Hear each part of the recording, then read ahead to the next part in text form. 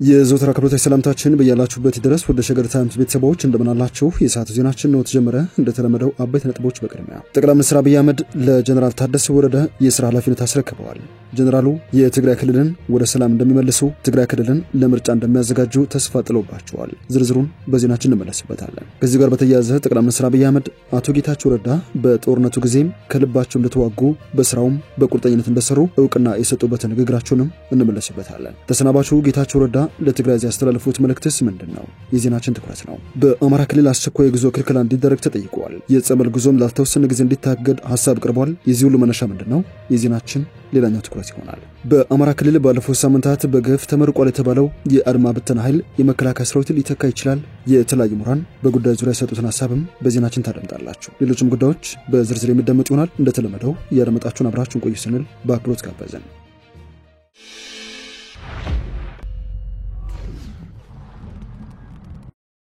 አቶ ጌታቸው በጸቡ ጊዜ ቆርጠው ለመዋጋት እንደወሰኑት በሰላሙ ጊዜ ቆርጠው ለሰላም መስራታቸው ሁለት ቦታ ለመርገጣቸው ቢያንስ የትግራይ ሕዝብ ላለፉት 2 ዓመታት እፎይታ እንዲያገኝ ያስቻለ ታላቅ ተግባር ስለሆነ በቀላሉ የሚታይ አይሆንም። ጠቅላይ ሚኒስትር አብይ አህመድ በጀነራል ታደሰ ወረደ እምነት አለ ሲሉ ተደምጠዋል። ዛሬ የትግራይ ክልል ጊዜያዊ አስተዳደር የስልጣን ርክክብ ስነ ስርዓት በ4 ኪሎ ቤተ መንግስት በተከናወነበት ሰዓት ንግግር ያደረጉት ጠቅላይ ሚኒስትር አብይ አህመድ ጌታቸው ረዳ እጅግ በሚያስፈልገው ጊዜ ትግራይ ክልልን በማሻገር በኩል የጎላ ሚና ተጫውተዋል ሲሉ አሞግሰዋቸዋል። ጌታቸው ረዳ በጠቡ ጊዜ ከልባቸው ለመዋጋት ቆርጠው እንደተነሱሉ በሰላሙ ጊዜም የትግራይ ህዝብ እፎይታ እንዳገኝ 2 ቦታ ሳይረግጡ ያለፉትን ዓመታት በትጋት አገልግሏል ያሉት ለሰጡት አመራር በዋናነትም ከፕሪቶሪያው ሰላም ስምምነት በኋላ አቋማቸው ሳይናወጥ ላሳዩ ቁርጠኝነትም የፌደራል መንግስትና ጠቅላይ ሚኒስትሩ በግላቸው ምስጋና እንደሚቸራቸው ይፋ አድርገዋል። ልክ እንደ ጌታቸው ሁሉ ጀነራል ታደሰ ወረደም የቀድሞውን አለቃቸውን ጌታቸው ረዳን ፈለግ እንዲከተሉ ማድራ ብለዋል። ጀነራል ታደሰ በደማቅ መርሃ ግብር የትግራይን ስልጣን የተረከቡበት ታሪካዊ ክስተት በ4 ኪሎ ቤተ መንግስት እንደተካሄደ ጥቆማ የሰጡት ጠቅላይ ሚኒስትሩ በተግባር የተደገፈ ውጤትም ያመጣሉ የሚል ተስፋ ተጥሎባቸዋል ያሉት በማከለም የትግራይ ህዝብ እንደሌላ ኢትዮጵያ ሁሉ ወደ ሰላምና ልማት እንዲመለስ የፌደራል መንግስትን ድጋፍ ያደርጋል ሲሉ ቃል ገብተዋል። ተሰናባቹ ጌታቸው ረዳ ከዚህ ቀደም እንዳደረጉት ሁሉ ከሀገር አቀፍም ሆነ በክልል ፖለቲካ ገንቢ ሚና እየተጫወቱ እንደሚቀጥሉ እምነቱ አለ በማለትም ጠቅላይ ሚኒስትር አብይ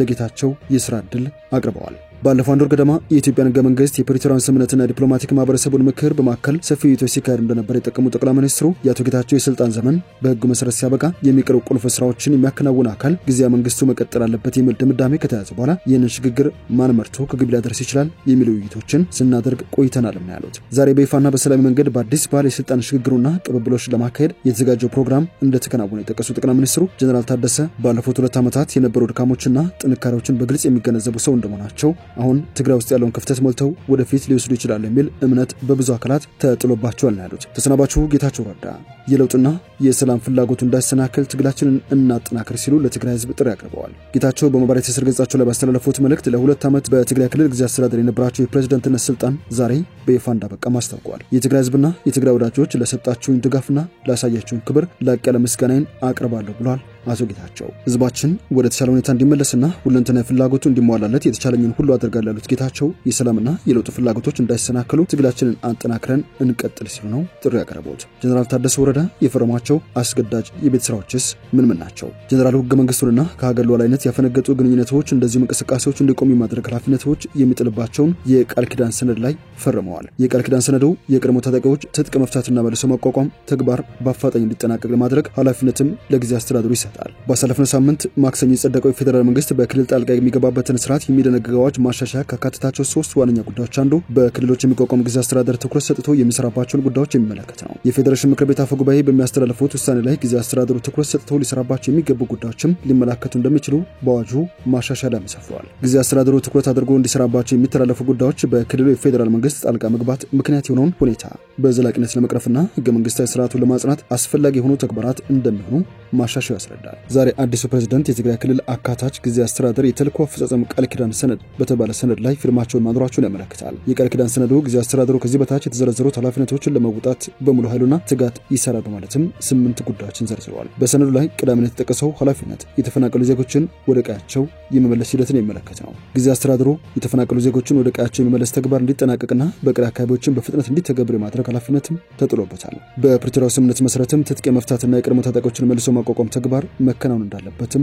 በሰነዱ ላይ ተደንግጓል። ጊዜያዊ አስተዳደሩ ይህን ሂደት በአፋጣኝ እንዲያጠናቅቅ ማድረግ እንዳለበትም ሰነዱ አስፍረዋል። የትግራይ ክልል ጊዜያዊ አስተዳደር ከሰላምና ጸጥታ ጋር የተያያዙ ተግባራትንም እንዲያከናውን ኃላፊነት ተሰጥቶታል። ከዚህ ጋር በተያያዘ ከተጠቀሱ ተግባራት መካከል በክልሉ የህግ የበላይነት እንዲሰፍን ማድረግ የሚል ይገኝበታል። ለህዝብ ደህንነት፣ ለሰላምና ለጸጥታ ጠንቅ የሆኑ ጉልህ ህገወጥ እንቅስቃሴዎች እንዲቆሙ ማድረግም የዚህ ኃላፊነት አካል ነው። እነዚህን ተግባራት ለማከናወን ጊዜያዊ አስተዳደሩ ተገቢውን የቁጥጥርና የህግ ማስከበር ስራ መስራት እንደሚኖርበትም በሰነዱ ላይ ሰፍሯል። ከጦርነት በቅጡ ባላገገመው ትግራይ ክልል ውስጥ መደበኛ የልማት ስራዎች፣ መንግስታዊና ማህበራዊ አገልግሎቶች እንደዚሁም የመልሶ ማልማት ስራዎች እንዲሳለጡ ማድረግ የሚለውም በዝርዝር ውስጥ የተካተተ ነው። የፌዴራል መንግስት በዶክተር ደብረጽዮን ገብረሚካኤል የሚመራውን ህወሓት ክንፍ ከውጭ ኃይሎች ጋር ግንኙነት በመፍጠር በከሰሰበት ጊዜ ወደ ፕሬዝዳንትነት የመጡት ጀነራል ታደሰ ከዚሁ ጋር የተያያዘ የሚመስል ኃላፊነት ተጥሎባቸዋል። የውጭ ጉዳይ ሚኒስትሩ ዶክተር ጌዲዮን ጢሞቴዎስ በመጋቢት ወር በትግራይ ክልል ያለውን ሁኔታ በተመለከተ በአዲስ አበባ ለሚገኙ ዲፕሎማቲክ ማህበረሰብ ማብራሪያ በሰጡበት ጊዜ ይህንኑ ክስ አቅርቦ ነበር። ጌዲዮን በደብረጽዮን የሚመራው የህወሓት ክንፍ አመራሮች ለኢትዮጵያ ጠበኛ ከሆኑ የውጭ ኃይሎች ጋር ግንኙነት እየፈጠሩና እየተባበሩ ስለመሆኑ በመጥቀስ ከሰው ነበር። የውጭ ጉዳይ ሚኒስትሩ ግንኙነት የተፈጠረው ከየትኛው ሀገር ጋር እንደሆነ በግልጽ ባይጠቅሱም የጊዜያዊ አስተዳደሩ የቀድሞ ፕሬዝዳንት ጌታቸው ግን የተወሰኑ የህወሓትና የትግራይ ወታደራዊ አመራሮች ከኤርትራ ጋር ግንኙነት እያደረጉ ይገኛሉ የሚል ክስ በተደጋጋሚ እያቀረቡ ይገኛሉ። ዛሬ በተፈረመው የቃል ኪዳን ሰነድ ላይ ለክልሉ ጊዜያዊ አስተዳደር ከተሰጡት ኃላፊነቶች መካከል ከህገ መንግስታዊና ህጋዊ ስርዓት፣ ከሀገር ሉዓላዊነትና ከፕሪቶሪያው ስምምነት ያፈነገጡ ግንኙነቶች እንደዚሁም እንቅስቃሴዎች እንዲቆሙ ማድረግ የሚለው ይገኝበታል። ከፕሪቶሪያው ስምምነት መፈረም ወዲህ በጊዜያዊ መንግስት እየተዳደረ ያለው የትግራይ ክልል ለዲሞክራሲያዊ ምርጫ ዝግጁ እንዲሆን የማድረግ የቤት ስራም ለአዲሱ አመራር ተላልፎ ተሰጥቷል። የሰዓቱ ዜናችን እንደቀጠለ ነው። በአማራ ክልል አስቸኳይ የጉዞ ክልከላ እንዲደረግ ተጠይቋል። የጸበል ጉዞም ላልተወሰነ ጊዜ እንዲታገድ ሐሳብ የቀረበ ሲሆን የዚህ ሁሉ መነሻ ምክንያት የኮሌራ ወረርሽኝ ተጠናክሮ መስፋፋቱን ተከትሎ ነው። የአማራ ክልል የህብረተሰብ ጤና ኢንስቲትዩት በአማራ ክልል የኮሌራ ወረርሽኝ መስፋፋቱን ተከትሎ መንግስት የጸበል አገልግሎቶችን እንዲያቋርጥና በሽታው ወደ ተከሰተባቸው አካባቢዎች የሚደረግ ጉዞን እንዲያስቆም ነው የጠየቀው። በክልሉ ከ2015 ሐምሌ ወር ጀምሮ ለ5 ወራት የተከሰተውን የኮሌራ ወረርሽኝ በተሰራው ስራ መቆጣጠር ተችሎ እንደነበረ፣ ነገር ግን ከታህሳስ ወር ጀምሮ በሽታው በክልሉ መከሰቱን የአማራ ክልል ህብረተሰብ ጤና ኢንስቲትዩት ዋና ዳይሬክተር በላይ በዛብህ ገልጸዋል። በሽታው በመጀመሪያ በቋራ በርሜልና ምርት ደለጎ እየተባሉ በሚጠሩ ቦታዎች በመነሳት ወደ አንዳሳ፣ ጃዊ ፍልዋና ባህር ዳር ከተማ መስፋፋቱን ገልጸዋል። እስከ መጋቢት 28 2017 1446 ህሙማን ሪፖርት ተደርገዋል። የሰዎች ህይወትም አልፏል። አንዳንድ ጸበል ቦታዎችም የሚያስተናግዱትን የሰው ቁጥር ታሳቢ ያደረገ የንጽህና መጠበቂያ ስራ ባለመስራታቸው በሽታው እንዲስፋፋ አድርጓል ብለዋል። ከዚህ በፊትም በእነዚህ አካባቢዎች በተለይም ደግሞ በበርሜል ጊዮርጊስ አገልግሎቱ ሙሉ በሙሉ ባለመቋረጡ ለበሽታው መስፋፋት ምክንያት ሆኗል ሲሉ ዳይሬክተሩ ጠቅሰዋል። አሁን ላይ በሽታው ለመከላከል ኢንስቲትዩቱ እስከ ታች ባለማዋቀር በበሽታ የተጠቁ ሰዎችን የመለየት የህክምና መስጠትና የንጽህና አገልግሎት የመስጠት ስራ እየተሰራ ስለመሆኑም አስታውቀዋል። በሽታው ሙሉ በሙሉ ለመከላከል ረጅት ድርጅቶች በመጸዳጃ ግንባታና በውሃ አቅርቦት እንዲያግዙም ጠይቀዋል። ማህበረሰቡ የአካባቢውንና የግል ንጽህና እንዲጠብቅም መክረዋል። ህዝቡ በሽታው ወደ ተከሰተባቸው አካባቢዎች የሚያደርገውን ጉዞ እንዲያቆሙ እንደዚሁም በሽታው ከፍተኛ ጉዳት ከማስከተሉ በፊት መንግስት ለተወሰነ ጊዜ ክልከላ ሊያደርግ እንደሚገባ ዋና ዳይሬክተሩ አሳስበዋል። የጸበሉ አስተዳዳሪዎችም አገልግሎቱን እንዲያቋርጡ ጠይቀዋል። የጉዞ ወኪሎችም ከሚያደርጉት ያልተገባ ቅስቀሳን እንዲታቀቡ ማሳስበዋል። በአንዳንድ ስፍራዎች በጸበል ቦታዎች በሽታው እንዳልተከሰተ የሚተላለፈው መረጃ የተሳሳተ በመሆኑ ማህበረሰቡ ጥንቃቄ ሊያደርግ እንደሚገባ ማሳስበዋል። የተገለጸው የኢትዮጵያ ኦርቶዶክስ ተዋሕዶ ቤተክርስቲያን የምዕራብ ጎንደር ዞን ሀገረ ስብከት ጸበል ቦታዎችን ለአንድ ወር እስከ መጋቢት 19 መዝጋቱን ተከትሎ ነው። ባሳለፍነው ወር በአማራ ክልል ቋራ ወረዳ አዲስ በተከሰተ የኮሌራ ወረርሽኝ 5 ሰዎች ህይወት ማለፉ የሚታወስ ነው።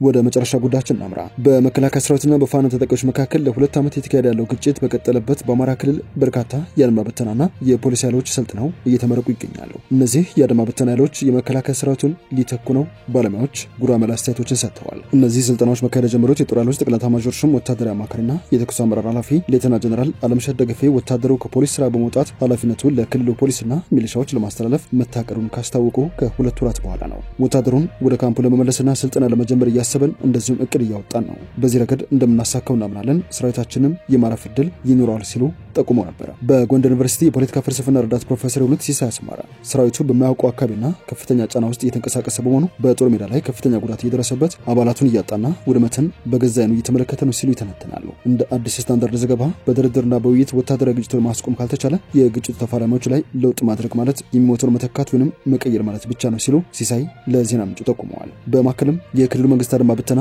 ሚሊሻዎችንና የመደኛ ፖሊስ ኃይሎችን በብዛት ለማሰማራት ማቀዱ ወቅቱን ያልጠበቀ እንደሆነ መሰረታዊ ችግሮችንም እንደማይፈታ ይሞግታሉ። የግጭት ተለዋዋጭነትን መንግስት ችግሩን ለመፍታት እየሰራ እንደሚገኝ የሚናገሩን መሰረት እንደሌለው የሚያሳይ ነው ሲሉ ይገልጻሉ። ጠበቃና የህግ ባለሙያ የሆኑት አዲሱ ጌታነህ በበኩላቸው መከላከያ ሰራዊት ከክልል ይወጣል ብለው እንደማያምኑ ይጠቁማሉ። ረዳት ፕሮፌሰር ሲሳይ አስማራ ግን የፋኖ ታጣቂዎች ሮታ ዓለምን ጨምሮ በርካታ ዘርፎች እየተጠናከሩ መውጣታቸውን ይገልጻሉ። ፋኖች ዲስኮርሳቸው መወቃቀራቸውና የሰው ኃይላቸው እየተጠናከረ መጥተዋል። እናም በዚህ ሰዓት የክልሉ አድማ ብተናና የፖሊስ ኃይል ብቻውን የፋኖ ኃይሎችን የመቋቋም ወቅታዊ አቅም አለው ብዬ አላምንም ባይ ናቸው። ጠበቃና የህግ ባለሙያ የሆኑት አዲሱ ጌታነህ መከላከያ ሰራዊት ከክልል ይወጣል ብለው አያምኑም። እንደርሳቸው ገለጻ ውሳኔው ተወስኗል የሚለው በተለያዩ መድረኮች የሚሰራጩ የግል አስተያየቶች እንጂ በተጨባጭ ማስረጃ የተደገፈ ስትራቴጂ ነው ብለው አያስቡም። አክለውም በእርግጥ የሰራዊቱ መውጣት ውሳኔ ከተወሰነ የትኛው አካል እንዳሳለፈውና ህጋዊ መሆኑ መረጋገጥ አለበት ሲሉ ገልጸው ሰራዊቱ ከክልል መውጣት ያለበት ውሳኔው ትክክለኛና ተገቢ ሲሆን ብቻ ነው ብለዋል። ይሁን እንጂ ህግ ባለሙያው ሰራዊቱ በመጀመሪያ መሰማራት አልነበረበትም ሲሉ ይከራከራሉ። ግጭቱ የጀመረው ሰራዊቱ ወደ ክልሉ በገባበት የፌደራል መንግስት በክልል ውስጥ የሚገኙ የጸጥታ አካላትን ትጥቅ ለማስፈታት በሞከረበት ወቅት ነው ሲሉ ገልጻሉ። በማከለም ውጊያውን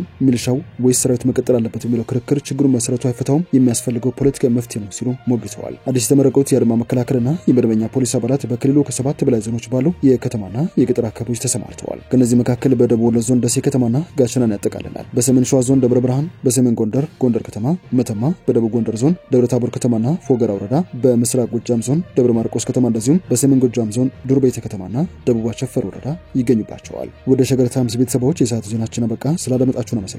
በያላችሁበት ሰናይ ጊዜ